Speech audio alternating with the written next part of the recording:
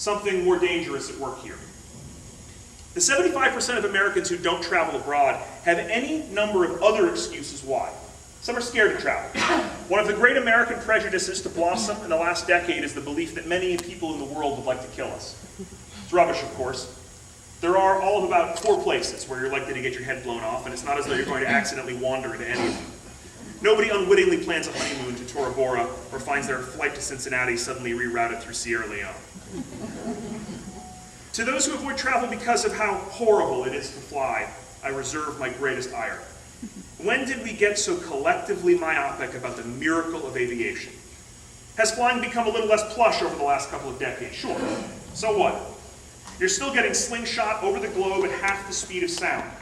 People pine for this golden age of aviation when planes had spacious legroom, drapes on the windows, and a size 0 stewardess slicing up pot roast in the galley.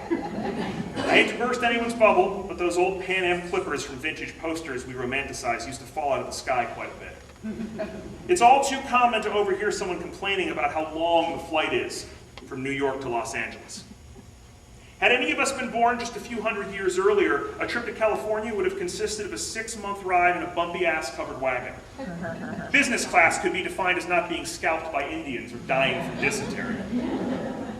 It was only 105 years ago, on a windy stretch of beach in North Carolina, that Orville and Wilbur Wright launched the first powered aircraft, the fragile-looking Wright Flyer 1. The plane, which flew for a meager 12 seconds, fundamentally changed the world. It is impossible to know the extent to which the brothers envisioned the evolution of their invention, but I can only assume they never dreamed of Richard Branson. Among many other things, the advent of flight and the eventual age of the jumbo jet have turned the world into a much smaller place. With the unveiling of Boeing's long-haul 777, any 2 cities on Earth could now hypothetically be connected by a single flight. That we've taken this interconnectedness for granted is nothing short of a sin. So stop complaining, drink your Bloody Mary, and enjoy the free DirecTV. We are temples. We feel the enormity of human history wash over us, and we are humbled by its magnitude. But paradoxically, the world is also revealed to us as strangely small and universal. It is impossible to watch that old familiar moon rise up over Hong Kong Harbor and not be struck dumb by the idea that the same soft light is shining down on Burbank, California. To think that when we look west over the misty cliffs of Moher in Ireland, someone on a beach in Cape Cod, Massachusetts is looking back. In an instant, we can observe the world expand and contract in one seemingly contradictory motion. And to that dangerously expanding group of xenophobic Americans, who seem content on cleaving only to the familiar embrace of the United States, I contend that you will, on some level, forever feel unfulfilled. Seeing the world is a prerequisite to understanding one's place in it. After all, nearly every corner of this country is rife with invitations that beckon us back to foreign shores. Look around. We're illuminated by the torchlight of a giant Roman goddess in New York Harbor.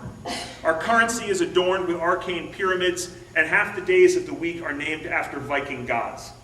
We are derivative, the star-spangled orphans of 100 civilizations before us, and like all orphans, we should yearn to understand from whence we came.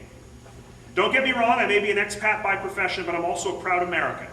Admiring the Constitution without treading on the ancestral English homeland of our founding fathers, however, seems folly. How can some of my countrymen be so afraid of the outside world when our very democracy was born on the faraway streets of Athens and considering our great diaspora from the vast savannas of Africa? And finally, yes, travel is a hell of a lot of fun. The Club Med ads are right.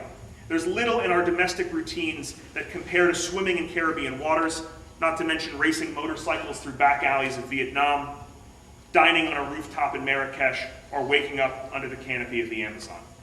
By staying home, we're missing a grand opportunity afforded to us by those glimmering silver birds in the sky.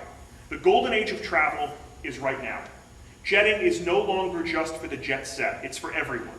The truth is that travel changes us, irrevocably and mostly for the better.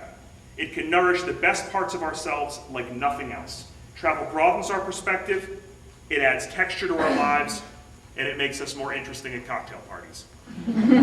So I'm begging you, go away. Off.